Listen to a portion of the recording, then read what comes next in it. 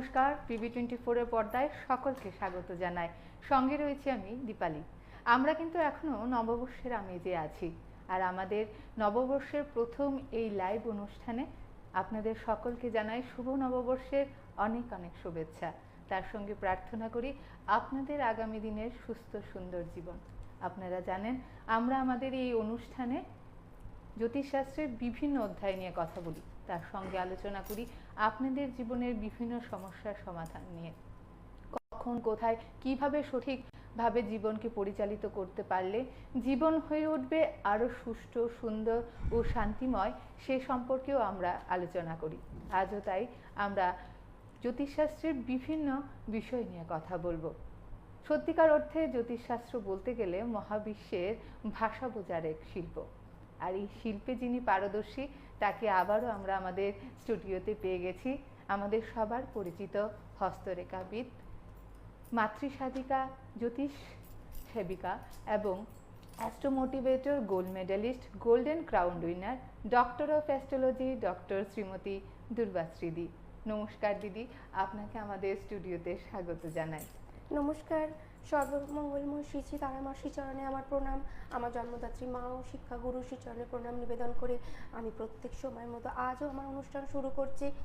শুরু করার সময় সেই একই কথা বলবো, তোমাদের ভালো রাখার তরে আমি দুর্বাশ্রী তোমাদের মাঝে আবারও ফিরে আসবো। ঈশ্বর তোমাদের সকলকে ভালো রাখুক, সুস্থ রাখো। 1433 শতাব্দে আমরা পা রেখেছি শুভ নববর্ষে। PB24 চ্যানেলে আমার প্রথম অনুষ্ঠান আজকে 24 এপ্রিল 2026। আমি অলরেডি এই নতুন বছরে রাশি নিয়ে অনেক কিছু নিজের FB চ্যানেলে বলে ফেলেছি। এবার আমি আজকে ভেবে এসেছি, দেখা যাক আমাকে দীপালি কোন দিকে মোটিভেট করে। বাট আমার থট, বিকজ তোমরা সকলে আমার অনুষ্ঠানের দিকে চোখ রাখো, এই কারণে আমি কিছু প্রেডিকশান করব, আর তোমরা মেলাবে জ্যোতিষের সাথে প্রেডিকশানের মেলবন্ধন ঠিক কতটা।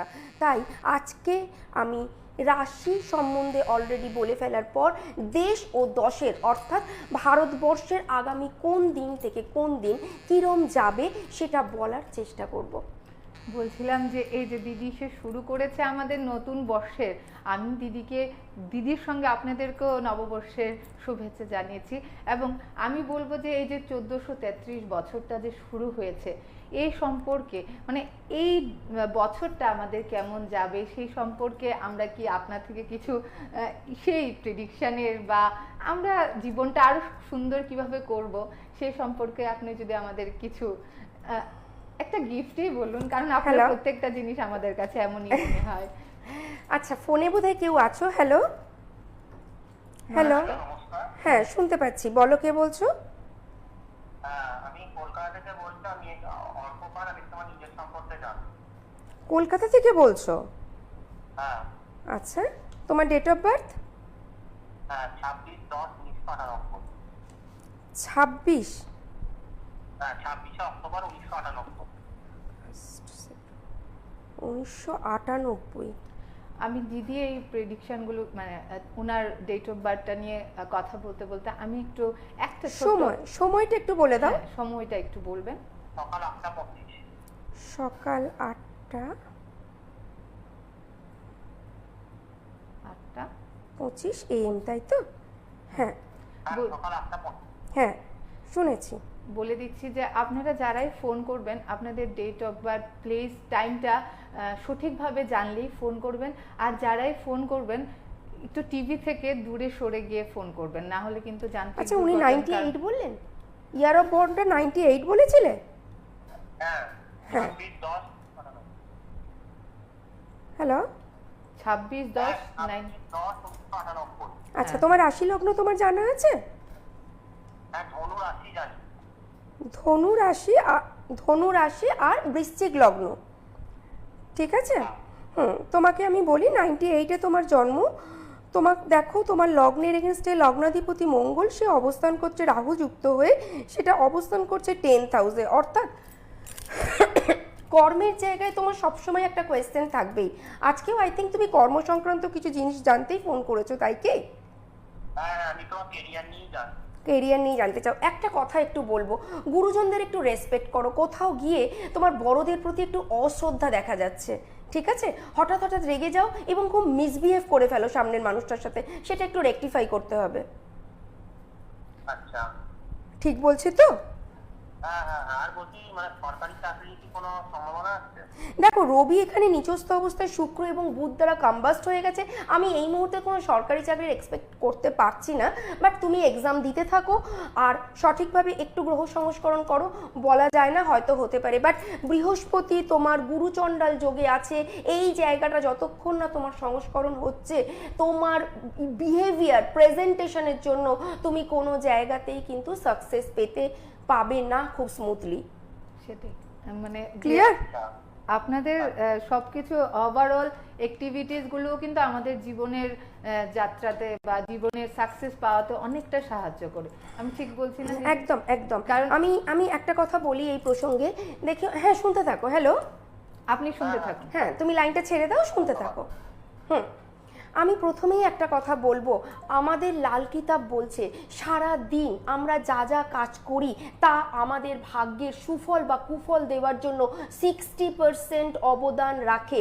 যদি সেটা নাই হতো, আমি বারবার বলেছি, আমাদের শাস্ত্র আমাদের সব কিছুকে কিন্তু বুঝিয়ে বা বলে দিয়েছে। একটুখানি পিছন করে চিন্তা করো, আজকে আমাদের দ্রব্যাদি ঔষধি বেরিয়েছে, একটা সময় কি এইসব কিছু ছিল?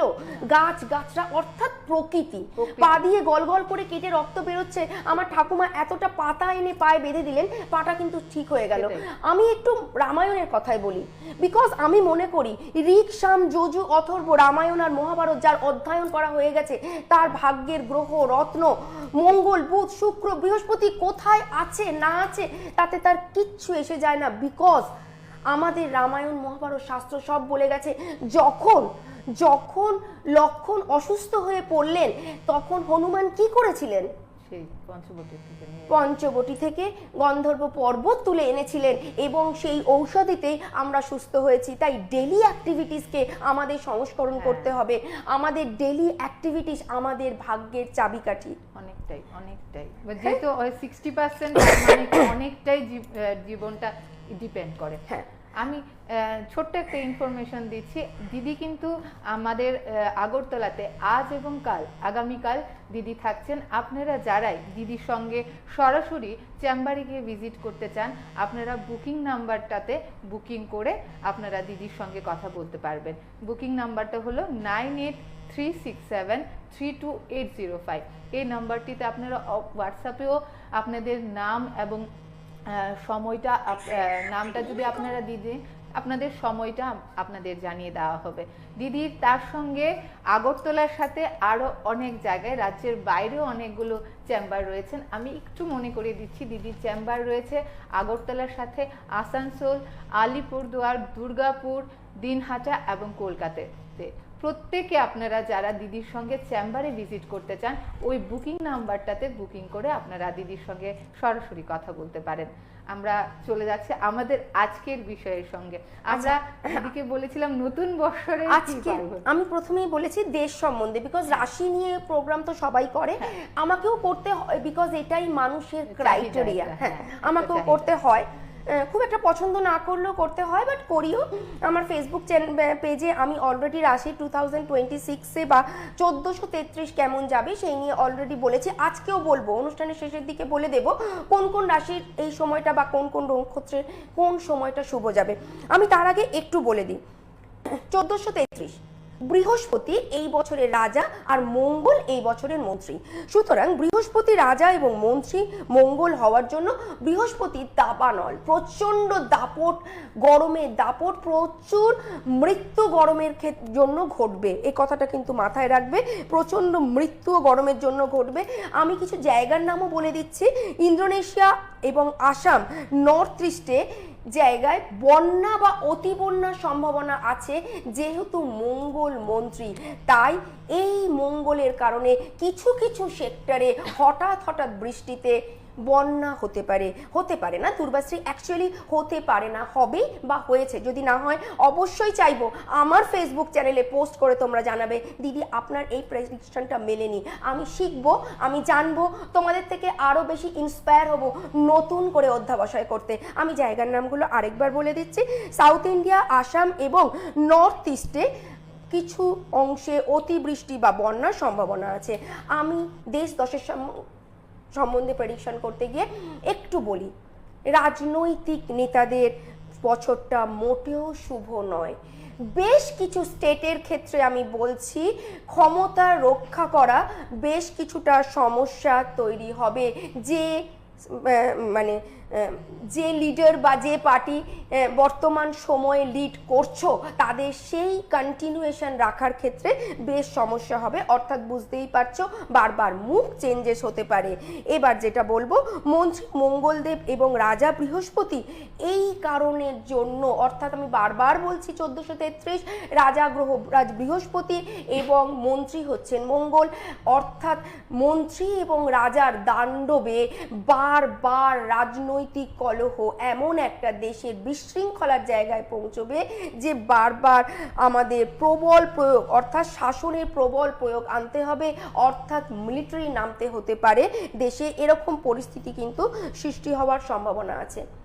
যারা লিকুইড জিনিস নিয়ে বিজনেস করছো তাদের ক্ষেত্রে বলছি, যারা লিকুইড জিনিস নিয়ে ব্যবসা করছো তাদের ক্ষেত্রে বছরটা অত্যন্ত শুভ, বিকজ লিকুইড জিনিসের প্রাইস হাইক হবার সম্ভাবনা প্রবলভাবে দেখা যাচ্ছে। আমি বলে গেছিলাম একটা সময় দাঁড়িয়ে গোল্ডের দাম এবার স্ট্যাগনেন্ট হয়ে যাবে।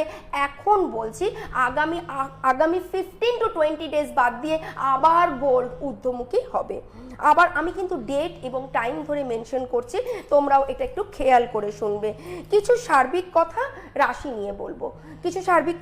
নিয়ে বলবো, কর্কট রাশি, সিংহ রাশি বছরটা বেশ কিছুটা সাবধানে থাকা উচিত। কর্কট এবং সিংহ রাশির জন্য বলছি বছরটা বেশ কিছুটা সাবধানে থাকা উচিত। জুন মাসের জন্য বলবো কিছু নক্ষত্রের কথা কেয়ারফুলি নোট করে নাও। নক্ষত্রের কথা পুষ্যা, মঘা, পুনর্বসু, অশ্লেষা এই নক্ষত্রে যাদের জন্ম তাদের সময়টা আস্তে আস্তে ভালোর দিকে যাবার সম্ভাবনা দেখা যাচ্ছে।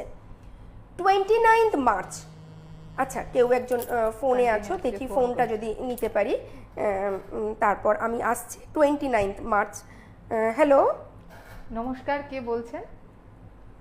ফোনটা নিতে পারিনি এখনো। হ্যালো, হ্যাঁ নমস্কার। হ্যাঁ কে বলছেন? আপনার আমি সোমনাথ বলছিলাম। আপনার ডেট অফ বার্থটা এবং টাইমটা আপনি একটু বলুন। 17/7/95। 17/7/95। 17/7 মানে হচ্ছে জুলাই, তাই তো? হ্যাঁ হ্যাঁ, জুলাই 95। হ্যাঁ হ্যাঁ, সময় রাত্রি 10:30। রাত 10:30। হ্যাঁ, জন্মস্থান? হ্যালো, আগরতলাতে। আগরতলা। নামটা একটু বলো। হ্যাঁ ম্যাডাম, আপনার নামটা একটু বলুন। সোমনাথ। সোমনাথ ধর। আচ্ছা, তুমি কি কতদিন দেখছো আমার অনুষ্ঠান? আমি আপনার অনুষ্ঠান অনেকদিন আগে দেখেছিলাম এই চ্যানেলে, এই 1 সপ্তাহ আগে, আবার আজকে দেখতে পেলাম, তো ফোন করলাম, এখন পেলাম লাইনটা।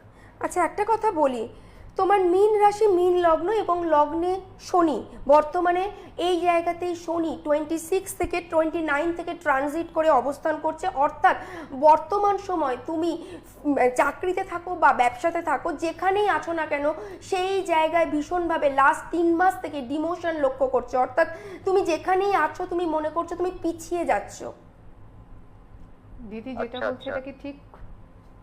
হ্যালো, হ্যাঁ 2025 সালের ওই আপনার সেপ্টেম্বর মাস থেকে একটু সমস্যা চলছে কাজের জায়গায়। আচ্ছা, এবার একটু বলি, দেখো তোমার পঞ্চমে রবি অবস্থান করছে, রবি বর্গোত্তম অবস্থায় অবস্থান করছে। তোমার বাবা কি কোনো উচ্চ পদে মানে গুড আর্নিং ম্যান ছিলেন? সরকারি চাকরি করতেন বাবা? হ্যাঁ, এখন তো পেনশনে চলে গেছে। হ্যাঁ, এখন তো পেনশনে যাবেন, আমি করতেন বলেছি, সেটাই স্বাভাবিক। 1 2 3 4। আচ্ছা, 4th হাউসে বুধ শুক্র একত্রিত স্বক্ষেত্রে অবস্থান করায় ভীষণ হাই অ্যাম্বিশন তোমার, বাট সেখানে রিচ করাটা তো। আচ্ছা, আরেকটা কথা একটু বলো, ঋণে জড়িয়ে পড়তে পারো। হ্যাঁ, সহজে টাকা ধার নেবে না, সেই টাকা কিন্তু পরিশোধ করা একটু সমস্যা হয়ে যাবে। আচ্ছা ঠিকই আছে। মানে ঠিক আছে মানে বুঝতে পারলাম না, যদি একটু এক্সপ্লেন করতে। অলরেডি বোধন হয়ে মানে আমি টাকা দিয়েছি অনেককে, বা নিজেও টাকা নিয়েছি, টাকা সেভাবে পাওয়া যায়। বলো। অলরেডি এটা সাফার করছেন উনি, এই জন্যই উনি বলছেন যে ঠিকই আছে। আচ্ছা, সত্যি দিদির প্রিডিকশন বা দিদির যে এই সমস্যার সমাধানগুলো সত্যি আমাদের জীবনের সঙ্গে এতটা সত্যি হয়ে আমার ওঠে। প্রশ্ন একটা ছিল, দেখুন তো আমার জীবনে মানে সামনের দিনে টিচিং প্রফেশনে বা একটু জোরে বলতে হবে, আমি বুঝতে পারছি না। আপনি কি আগামী দিনটা কিভাবে ভালোভাবে কাটবেন সেটা নিয়ে জানতে চাইছেন? আগামী দিনটা বলতে আমার টিচিং প্রফেশনে একটু ভালো আছে কিনা আগামী কয়েক বছরের মধ্যে আমি চেষ্টা করছি। মানে সরকারি চাকরির ক্ষেত্রে টিচিং প্রফেশনে চেষ্টা করছো, ভালো কাটবে কিনা? দেখো, প্রথম কথাই বলি, বর্তমানে তোমার শনি 7.5 চলছে। শুধু তাই নয়, শনি তোমার ডিরেক্টলি চন্দ্র এবং লগ্নের উপর বসে আছে। কামিং 2.5 বছর কিন্তু একটু কেয়ারফুল। সজ্জন অর্থাৎ খুব কাছের মানুষ তোমার থেকে দূরে চলে যেতে পারে, সেই জায়গাটা একটু সাবধানে থাকবে। একটু মানসিক ডিপ্রেশন বেড়ে যাবে, অর্থাৎ যখন মানুষের মানসিক ডিপ্রেশন বেড়ে যায়, মন চঞ্চল হয়ে যায়, মন আমাদের চন্দ্রের কারক গ্রহ, অর্থাৎ তখন সেই মানুষ সহজেই যে কোনো সাকসেস থেকে পিছিয়ে যায়। এটা খুব নর্মাল, বিকজ আমি মানসিকভাবে যদি ডিপ্রেস হয়ে যাই, আমার এগোতে গেলে, আজকে তুমি যাই করছো আমি যাই করছি, মনটাকে স্থির রাখতে হবে, খুব দরকার। তো সুতরাং অবভিয়াসলি হ্যাঁ শুনতে থাকুন। আমার মানসিক অবস্থাটা গত কয়েক বছর ধরে একটু সমস্যাতে হ্যাঁ, গত কয়েক মাস না, আমি ডেট বলে দিয়েছি, ফেব্রুয়ারি অনওয়ার্ডস তোমার মানসিক প্রেশারটা বেড়ে গেছে। am I right? হ্যাঁ, 25 সালের শেষ থেকেই মানসিক ভাবে একটু ইয়েতে আছে, সমস্যার মধ্যে আছে। সেটা আমাদের একদম সত্যি। শুনতে থাকো। আপনি শুনতে থাকুন। ঠিক আছে, নমস্কার। হ্যাঁ, নমস্কার, শুনতে থাকো। যেখানে ছিলাম আমি, 29 মার্চ মীন রাশিতে শনি গমন করেছে। এর ফলে যেটা হবে সেটা হচ্ছে বৃষ, মিথুন, তুলা, মকর রাশি কিছুটা বেনিফিটেড টাইম এক্সপেক্ট করা যাচ্ছে। মিথুন, বৃষ, তুলা এবং মকর রাশির সময় থেকে কিছুটা বেনিফিট এক্সপেক্ট করা যাচ্ছে। অ্যাট দ্য সেম টাইম কর্কট, মীন এবং বৃশ্চিক, সাথে সাথে সিংহ এবং মেষের সময়টা অত্যন্ত খারাপ। খারাপ মানে কি কি হতে পারে? খারাপ বলে দুর্বাশ্রী ওভারঅল প্রেডিকশন পছন্দ করে না। খারাপ মানে কোন কোন সেক্টরে খারাপ? যেখান থেকে খারাপ সেখান থেকে হচ্ছে অ্যাক্সিডেন্ট এবং পারিপার্শ্বিক ঝুট ঝামেলায় জড়িয়ে পড়ার সাথে সাথে হসপিটালাইজড হওয়ার প্রবল সম্ভাবনা আছে। একাধিক অপারেশন যোগও দেখা যাচ্ছে। এবার যেটা বলবো সেটা হচ্ছে কিভাবে ভালো থাকবে। খারাপ তো থাকবই, তাহলে ভালো থাকার উপায়টা কি? ভালো থাকার উপায়টা আমি একটু বলছিলাম যে দিদি, আপনি যে এই যে প্রেডিকশন গুলো করেন, এটার উপর কি আমরা একুরেট কোনো প্রতিকার বা ব্যক্তিগত কোনো মানে আপনি যেটা বলতে চাইছিলেন যে আমরা যে এই প্রেডিকশনগুলো আপনি এক এক করে বলে যান, আমাদের জীবনের সঙ্গে দেখছি, আমাদের জীবনের প্রত্যেক দিন, বা এই যে আপনি বলে যান যে প্রেডিকশনগুলো, এইগুলো তো আমরা দেখি যে সত্যি হচ্ছে, এটা আপনি কিভাবে, মানে এটার উপরেই কি ডিপেন্ড করে প্রতিকার বা খুব খুব ইম্পর্টেন্ট একটা কোয়েশ্চেন। এই কথাটা আমাকে আরেকবার মনে করিয়ে দিও, প্রতিকার কিসের উপর ডিপেন্ড করে। আমি তার আগে একটা ছোট্ট কথা বলে নিই, তারপর কিন্তু প্লিজ এটা আমাকে একটা মনে করিয়ে দিও। একটা কথা বলি, ঘরোয়া কিছু প্রতিকার বলছি, হ্যাঁ, প্রত্যেকের জন্য বলছি, প্রত্যেকে মেনটেন করো, প্রত্যেকের জীবনে কিছু না কিছু বেটার হবেই, ভাগ্য পরিবর্তন হয়ে যাবে না। প্রত্যেকে মেনটেন করলে, যে লোকটা 2000 টাকা মাইনে পায়, যে লোকটা 20,000 টাকা মাইনে পায়, আর যে লোকটা 2 লাখ টাকা মাইনে পায়, সবাই একই প্রতিকার করলে একই জায়গায় পৌঁছে যাবে না। বিকজ জন্মগত হরোস্কোপ অবশ্যই মূল্যবান, শুধু তাই না, পারিপার্শ্বিক পরিস্থিতি তার থেকেও মূল্যবান, তার থেকেও মূল্যবান তোমার কর্ম। ক্লিয়ার? তারপরও বলছি, যে যে জায়গা থেকে আছো সে সেখান থেকে বেটার ফল পাবে। প্রতিদিন বলবো, ঘুম থেকে উঠে নিজের দুটো হাতকে ঘষো এবং এই হাতটা নিজের চোখের সামনে দেখো। প্রতিদিন ঘুম থেকে উঠে নিজের দুটো হাত ঘষো এবং এই হাতটা চোখের সামনে দেখো। অবশ্যই রোজ দিন করবে। তারপর যেটা করবে সেটা চারপাশে যা যা নেগেটিভ এনার্জি আছে সেগুলোকে বাদ দিয়ে নিজেকে কিছুটা মেডিটেট বা কনসেন্ট্রেট করবে। এক্সারসাইজ নট আ ফিজিক্যাল, শুধু ফিজিক্স ঠিক রাখার জন্য এক্সারসাইজ না, মেন্টাল গ্রোথ এক্সারসাইজের উপর ডিপেন্ড করে। এভরিডে আমরা যদি এক্সারসাইজ করতে পারি তার অনেকটা সুফল আছে। প্রশ্ন করতেই পারো, দিদি আপনি করেন কি না? না করি না। সব টিচারই কিন্তু মানে পড়াশোনাটা ঠিক মতো করেনি বলেই উনি টিচার আছেন, নাহলে তো উনি আরো ওপরে চলে যেতেন। এনিওয়েজ, আমি আরো কিছু বলবো। আমি বলবো প্রকৃতিকে সেবা করো, অর্থাৎ নেচারকে সেবা করো, তার মধ্যেই ঈশ্বর আছেন। আমাদের শাস্ত্র বলছে অহম ব্রহ্মাস্মি তৎ তত্ত্বম স্বামী আহম ব্রহ্মাস্মি, আমি ব্রহ্ম। নিজেকে চেনো, ঠিক আছে? সেলফ অ্যাসেসমেন্ট করো, নিজেকে জানতে পারলেই জগৎকে জানা যায়। আমি প্রতি সময় এই কথাটা বলেছি, আবারও বলবো, আর বলবো, প্রকৃতিকে সেবা করো, যথার্থ দান ধ্যান করো। তোমরা যে যত টাকা রোজগার করছো তার অন্তত 5% অর্থ তোমরা নিজেরা দান করো, নিঃস্বার্থভাবে দান করো, এবং যে দানের কথা কেউ জানবে না। তুমি প্রকৃতিকে যা দান করবে প্রকৃতি 10 টাইমস তোমাকে ফেরত দিতে বাধ্য। আমি হরোস্কোপের বাইরে গিয়ে বলছি, আরো বলবো, যেটা মা বাবার সেবা করো, পাথরের মূর্তি। আমি ঈশ্বর, আমি জানি এই কথাটা বললে অনেকের খারাপ লাগবে, আমরা বাঙালি, আমাদের 13 কোটি দেবতা, বাট আমি তারপরও বলছি, জননী জন্মভূমিশ্চ স্বর্গাদপি গরীয়সী। মাকে সেবা করো, জন্মভূমিকে সেবা করো, উপরে যেতে বাধ্য। কিছু সমস্যা তোমাদের শর্ট আউট হবেই। এবার যেটা তুমি বলেছিলে দিদি, প্রেডিকশন কি যেন একটা বললে? প্রেডিকশনের উপর কি প্রতিকারটা কোনো ডিপেন্ড করে? 100% ডিপেন্ড করে। আচ্ছা, দেখো একটা কথা বলি, কালটা কিন্তু কেউ দেখেনি। হ্যাঁ সেটা ঠিক। আমি আচ্ছা একটা ফোন নিয়ে তারপর আমি আসছি এ বিষয়ে। আমরা আবারও ফোনে যাচ্ছি, তার আগে আমি বলে দিচ্ছি আবারও যে দিদি আজ এবং কাল আমাদের আগরতলায় আছেন। আপনারা যারাই দিদির সঙ্গে কথা বলতে চান সরাসরি চেম্বারে গিয়ে আপনারা কথা বলবেন। দিদির চেম্বারটা আগরতলায় আছে, পুরান মোটর স্ট্যান্ডের অপোজিট যে বিউসিটা, সেটার অপোজিটে আইসিআইসিআই ব্যাংকের পাশে অনুরাগ প্যালেসে। আপনারা যারাই দিদির সঙ্গে কথা বলতে চান বুকিং নাম্বারটাতে বুকিং করে আপনারা কথা বলবেন, বা হোয়াটসঅ্যাপে আপনারা বুকিং করে দিদির সঙ্গে কথা বলতে পারবেন। আমি নাম্বারটা আরেকবার বলে দিচ্ছি, 9836732805। এই নাম্বারটাতে আপনি বুকিং করে আপনারা দিদির সঙ্গে সরাসরি চেম্বারে ভিজিট করতে পারেন। আমাদের সঙ্গে এক বন্ধু আছে কলে, আমি বলে দিচ্ছি। আপনার নামটা একটু বলবেন? হ্যালো, নমস্কার, আপনার নামটা একটু বলুন। আমি আমার মেয়ের ব্যাপারে একটু কথা বলতাম। আচ্ছা একটু জোরে বলো, মেয়ের ডেট অফ বার্থটা বলো। ডেট অফ বার্থটা বলুন। আমার মেয়ের ব্যাপারে হ্যাঁ, মেয়ের date of birth. Date of বার্থটা বলুন। আচ্ছা, মেয়ের নাম হচ্ছে, আমরা কুষ্টির নাম হচ্ছে বর্ণালী রয়। আচ্ছা আর বিয়ে হয়েছে, হ্যালো, হ্যাঁ বলো। ডেট অফ বার্থটা বলুন। আচ্ছা, তার ডাক নাম হলো পূজা। আচ্ছা তুমি কি আমার কথা শুনতে পাচ্ছ না? আমি বলছি যে ডেট অফ বার্থটা, সময়টা আর ডেট। হ্যাঁ 8694। 8694। 8694 মানে জুন মাসে জন্ম? জুন মাসে। হ্যাঁ, জুন মাসে। সময়? সময়টা বলুন। 9694। আচ্ছা সময়টা বলুন একটু,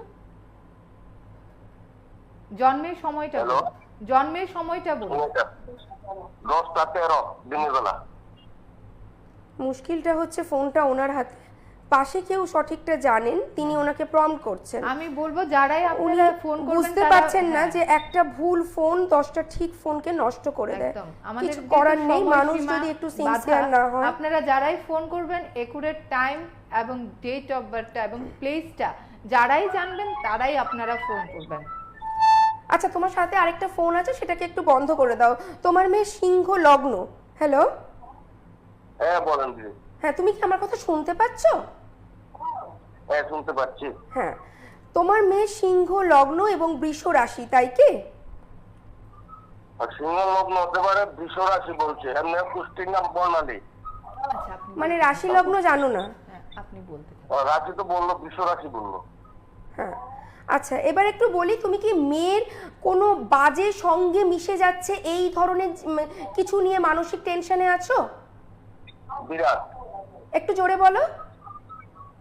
একদম মানে সত্যি কথা, আমার মেয়ে আজকে প্রায় 1 বছর যাবত সে বিয়ে হয়েছে, বিয়ের পরে উল্টা পাল্টা চলছে, স্বামীর ঘর করতে চায় না। আমি যেভাবে কষ্ট করে কিছুদিন হলো 5-7 দিন বাড়িতে গেল, শ্বশুর বাড়িতে, তো তার জীবনটা কষ্টের এখন। আচ্ছা আপনি শুনুন, দিদি বলছেন, আপনি শুনুন। একটাই কথা শুধু বলেছি ফোনটা পেয়ে, যে মেয়ে ভুল সঙ্গে মিশে গেছে সেই নিয়ে কি মানসিক যন্ত্রণা ভোগ করছো? বিকজ ওনার সাথে কথা বলতে বলতে ইচ্ছা করছিল না আমার, না হলে হয়তো অনেক কিছু বলতাম, ওনার হয়তো শুনতে খারাপ লাগবে, বাট আমি খুব স্পষ্ট কথা বলতে ভালোবাসি, কিছু করার নেই, এটাই আমার দোষ হয়তো। ওনার সাথে কথা বলতে ভালো লাগলো না, তাই ডিরেক্টলি জিজ্ঞেস করলাম, আর কোনো মানে গল্পে না গিয়ে, যে যেটা সমস্যা। হ্যাঁ মেয়ে কি মেয়ে, আসলে আমি বুঝতে পারছি ওনারও অস্থিরতার কারণ আছে, উনি মেয়ের জন্য যথেষ্ট মানসিকভাবে প্রেসারে আছে। আচ্ছা আরেকটা কথা বলি, মেয়ে কিন্তু এই রিলেশনটায় থাকবে না, মেয়ে চলে আসবে। হ্যাঁ ঠিক আছে, মেয়ে এই রিলেশনটায় থাকবে না, এই ম্যারিড রিলেশনটায় মেয়েটা থাকবে না, মেয়েটা চলে আসবে, অর্থাৎ ডাইভোর্স হবেই। এটার কি ব্যবস্থা হবে কিছু? কি বলছো? এটার কোনো প্রতিকার হবে কি? ওটা কি সুরা আছে ভালো হবার?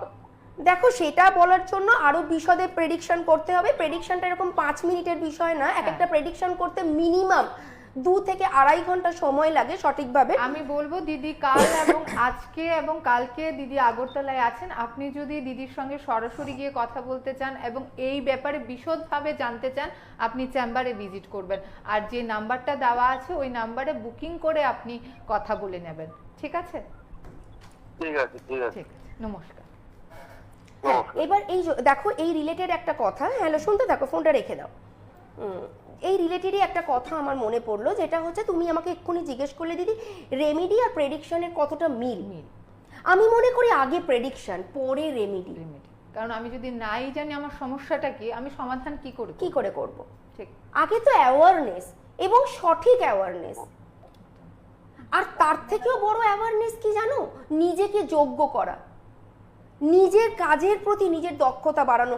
তুমি যদি জানো যে তোমার সমস্যাটা কোথায়, তাহলে তুমি তারপরে রেকটিফাই করতে আগে তো তোমার ডিজিজটা ডায়াগনোসিস করতে হবে। এই যে বারবার সবাই আমাকে বলছো দিদি প্রেডিকশন, দিদি যা যা প্রেডিকশন করেছেন সেগুলো মিলছে কি করে? আমি প্রেডিকশনটা নিয়ে একটু বলবো। দিদি কিন্তু আমাদের দিদির এফবি পেজ বলুন বা আমাদের চ্যানেলেও বারবার একটা টাইমলাইন আমাদের দিয়েছিল, 28 জানুয়ারি থেকে 3 মাস পর্যন্ত আমাদের একটা খুব খারাপ সময় যাবে এবং বিভিন্ন প্রেডিকশন করেছিল। আমি একটু দিদি সেই বিষয়ে একটু প্রেডিকশনগুলো জানি আপনাদের সবার মনে আছে, তাও আমি আবার নিজের থেকেও একটু মনে করতে চাইছি, আপনাদেরকেও একটু মনে করিয়ে বিশদভাবে এই প্রেডিকশনগুলো একটু নিয়ে কথা বলতে চাইছি।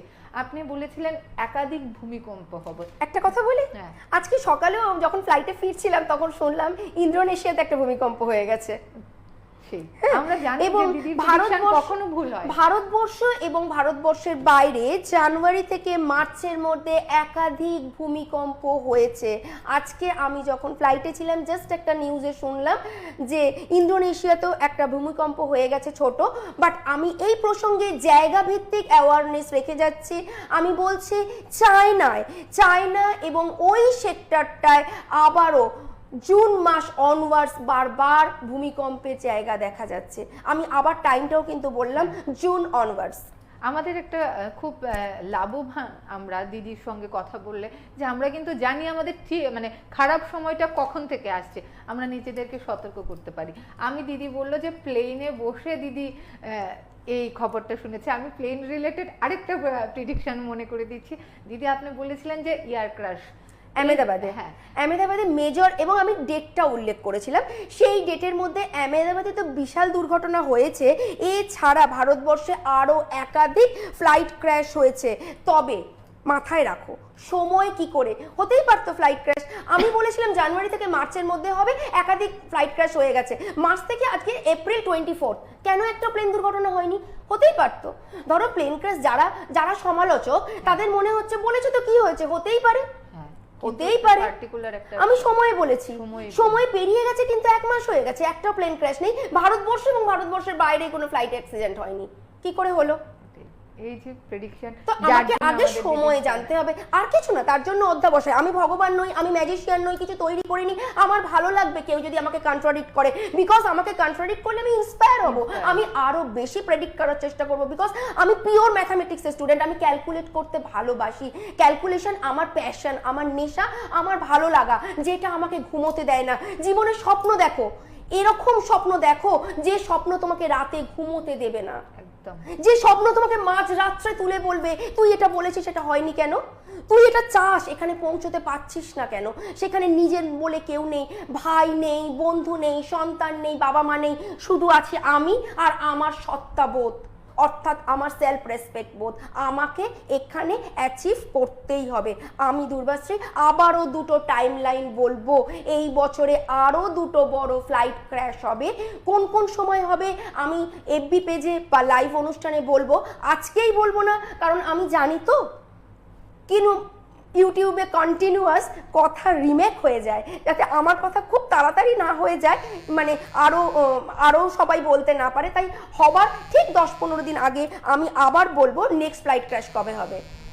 শেয়ার মার্কেট, আমি হ্যাঁ, শেয়ার মার্কেটে বলার আগে দিদি বারবার আমাদের বলছে যে আমরা ফেসবুকে দিদির পেজে আমরা এই ইনফরমেশনগুলো আমরা জানতে পারবো। আপনারা যদি দিদিকে ফলো করতে চান, আপনার দিদির একটা পেজ আছে, ইনস্টাগ্রাম বলুন, ইউটিউবে বলুন, শ্রীমতী দুর্বাশ্রী অ্যাস্ট্রোলজি, এই পেজটা আপনারা ফলো করবেন। তাহলে কিন্তু দিদির যাবতীয় এক মাসের মধ্যে যা যা প্রেডিকশন করেন, কারণ আমরা মাসে একবার বসি লাইভে, আর বাকি সময় কিন্তু দিদির পেজে আমাদের কন্টিনিউয়াসলি আমাদের মঙ্গলার্থে আমাদের প্রেডিকশন দিয়ে থাকে। এবং নট অনলি দ্যাট, এই হয়ে যাওয়ার পর বর্তমানে তো একটা খুব সুবিধা আছে, বর্তমানে ইউটিউব আর ইনস্টাগ্রামের দয়াতে আমরা প্রত্যেকে ডক্টর, আমরা প্রত্যেকে ভালো কুক, আমরা প্রত্যেকে ভালো অ্যাস্ট্রোলজার, আমরা প্রত্যেকে, এখন তো আর মনে হচ্ছে না আমার ইঞ্জিনিয়ারও লাগবে ব্রিজ তৈরি করার জন্য, বিকজ আমরা মনে হয় ইউটিউব ঘেটে ঘেটে ব্রিজও কোনোদিন তৈরি করে ফেলবো, কোনো চাপ নেই।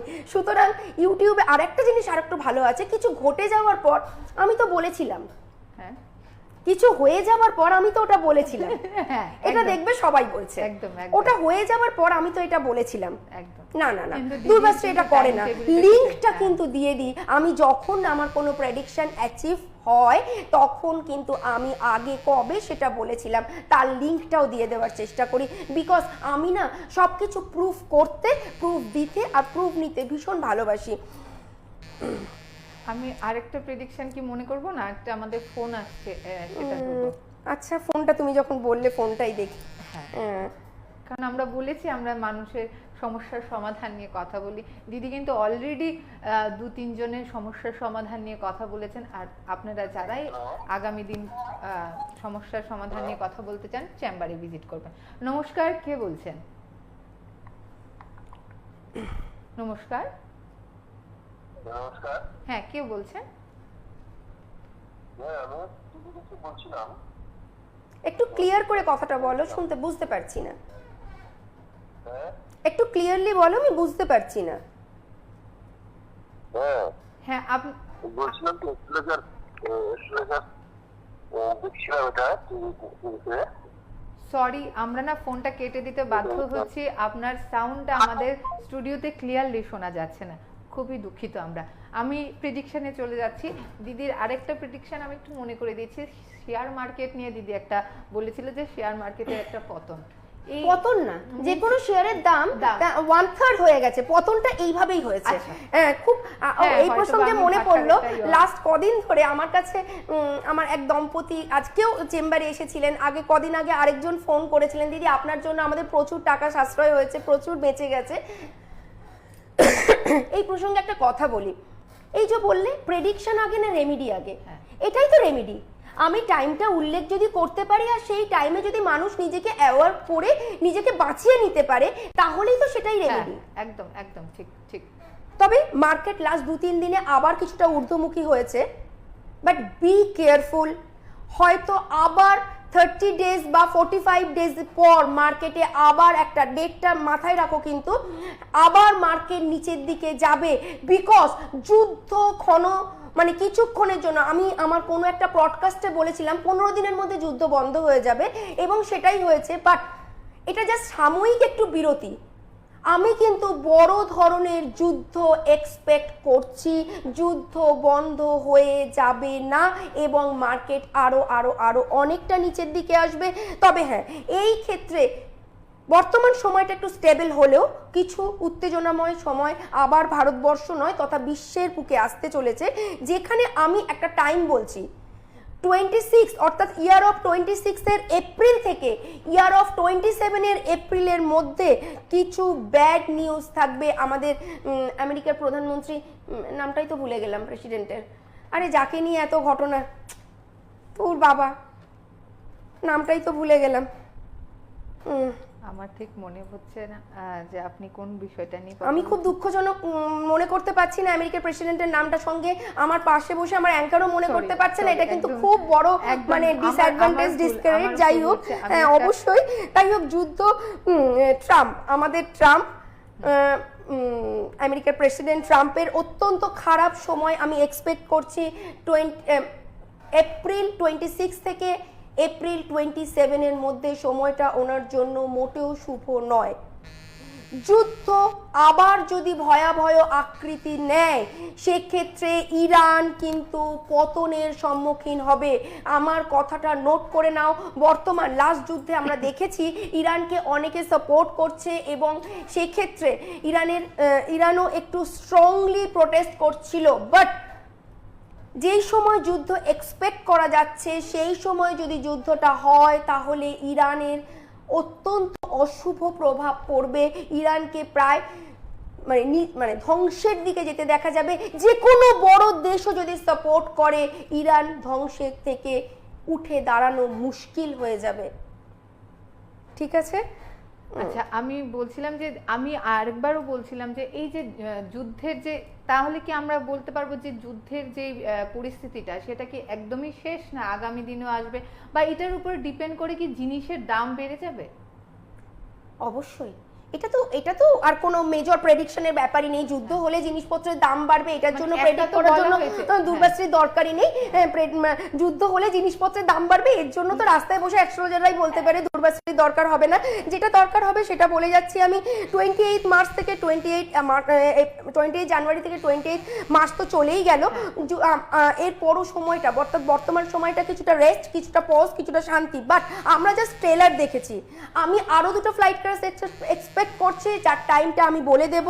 এবং আমি রাজস্থানের মুখ্যমন্ত্রী হঠাৎ চেঞ্জ হবার পসিবিলিটিস দেখতে পাচ্ছি, ঠিক যেমন আমাদের বিহারের নীতিশ জির মুখটা চেঞ্জ হয়ে গেল, ঠিক সেরকম আমার সময় সময় নামগুলো এত গুলিয়ে যায়। এনিওয়েজ, এবারে অ্যাটলিস্ট মনে পড়েছে। যাই হোক, থ্যাংক ইউ আমার সেই বন্ধুকে, যে বন্ধু আমাকে মিস্টার ট্রাম্পের নামটা মনে করিয়ে দিল। এনিওয়েজ, তো আমি রাজস্থানের মুখ্যমন্ত্রীর মুখটা চেঞ্জ হয়ে যেতে পারে, এটা বুঝতে পারছি। আর ইরানের সময় অত্যন্ত খারাপ আসছে, এটাও আমি বলবো। আর কি বলছিলাম? আমি বলছিলাম যে আপনি একটা নক্ষত্র পতনের কথা বলেছিলেন, তার সঙ্গে বলেছিলেন স্পেশালি যে সোনিয়া গান্ধীর স্বাস্থ্যটা ভালো যাবে না। অলরেডি সোনিয়া গান্ধী অসুস্থ এবং কদিন আগে হসপিটালাইজড ছিলেন। এই যে প্রেডিকশন গুলো আমরা এতদিন পেয়ে গেছি, আগামী দিনে কি আমরা তো আরো পাবো, আমরা জানি সেই বিষয়ে আরো কি পাবো আমরা, যে এতক্ষণ যে প্রেডিকশন গুলো করা হয়েছে সেই সম্পর্কে কি? দেখো, প্রেডিকশন তো করার চেষ্টা করবোই, বিকজ এটাই আমার নেশা।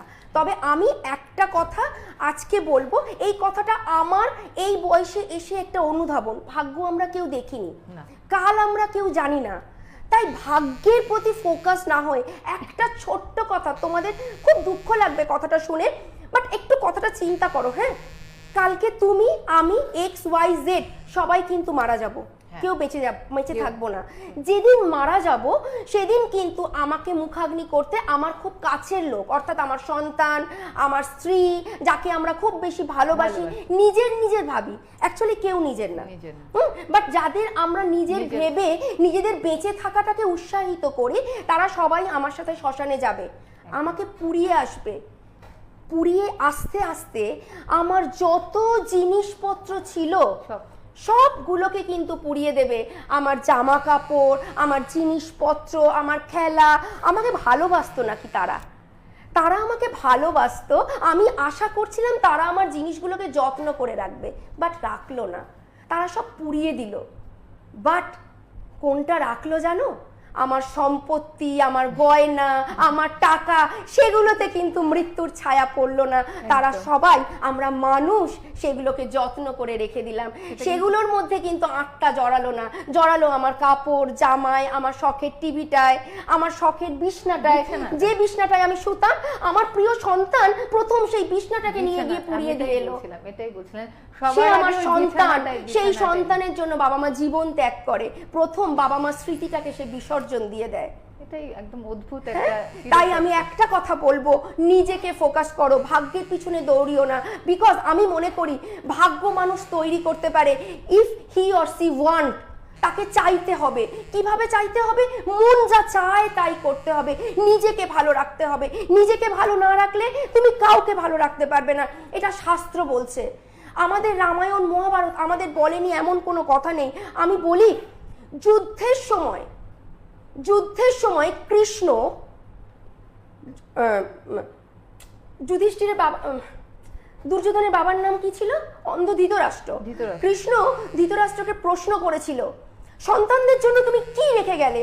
যখন একের পর এক সন্তান মৃত্যুর সাথে যুদ্ধ করছে এবং মারা যাচ্ছে, তখন কৃষ্ণ প্রশ্ন করেছিল যুধিষ্ঠিরকে, তুমি সন্তানদের জন্য কি, সরি, ধৃতরাষ্ট্রকে তুমি সন্তানদের জন্য কি রেখে গেলে? যুধিষ্ঠির বলছে, কেন? দেশ, সম্পত্তি, রাজত্ব, আমি আমার সন্তানদের জন্য সবকিছু রেখেছি। কৃষ্ণ বলেছিল, শুধু রাখুনি সন্তানদের জন্য সংস্কার, অর্থাৎ তাদের সুশিক্ষা দিতে পারোনি। সন্তানের প্রেমে অন্ধ হয়ে গিয়ে তাদের মিথ্যে সাপোর্ট করো না, সন্তানকে শিক্ষা দাও। ভাগ্য আমরা কেউ জানি না, আমি একরকম বলবো, উনি একরকম বলবেন, তুমি অস্থির হয়ে যাবে, পাগল হয়ে যাবে, দরকার নেই। নিজেকে বিশ্বাস রাখো, আহম ব্রহ্মাস্মি, আমি ব্রহ্ম। কোনো কিছু তোমার না, সুশিক্ষা নিজেকে দাও এবং সামনের মানুষকে দাও। বিকজ মানুষ কাউকে চেনে না। তোমার সম্মান কিসে জানো? তুমি যে কুর্সিতে বসে আছো, সেই কুর্সিতে তুমি নিজে যা গেইন করেছো, অর্থাৎ তোমার নলেজ আর তোমার আর্ন মানি, এই দুটোই তোমার, বাকি কিচ্ছু তোমার না। আজকে আমরা রবি ঠাকুরকে সম্মান করি। সত্যিই কি আমরা রবি ঠাকুরকে সম্মান করি, না তার কাজটাকে সম্মান করি? আমরা যখন দেশের জন্য তিনি গান লিখে গেছেন, জনগণ মন, গাইতে যাই তখন তার নামটা মনে পড়ে। আমরা রবি ঠাকুরকে সম্মান করি না, তার কর্মটাকে সম্মান করি। তাই নিজের কর্মটা পারফেক্ট করো, ঠিক আছে? নিজেকে প্রথমে চেনো। ফোনে বোধহয় আরো একজন আছেন, আমি নেবার চেষ্টা করছি। ফোন আসছে, কিন্তু দিদি কথা বলছিলেন, তার মাঝখানে আমি কথা বলিনি। নমস্কার, কি বলছেন? নমস্কার, আমি কলকাতা থেকে বলছি। কে বলছেন? হ্যালো। হ্যাঁ বলুন। হ্যাঁ, আমি আমার নিজের সম্পর্কে জানতে চাই। হ্যাঁ, নামটা এবং ডেট অফ বার্থ আর টাইমটা বলুন। হ্যাঁ বলছি, আমার নাম হচ্ছে ওমকার ভৌমিক। ওমকার ভৌমিক। হ্যাঁ হ্যাঁ। আর ডেট? আর আমার ডেট অফ বার্থ হচ্ছে মার্চের 20 তারিখ 2003। মার্চের 20? 2003। মার্চের 20, 2003।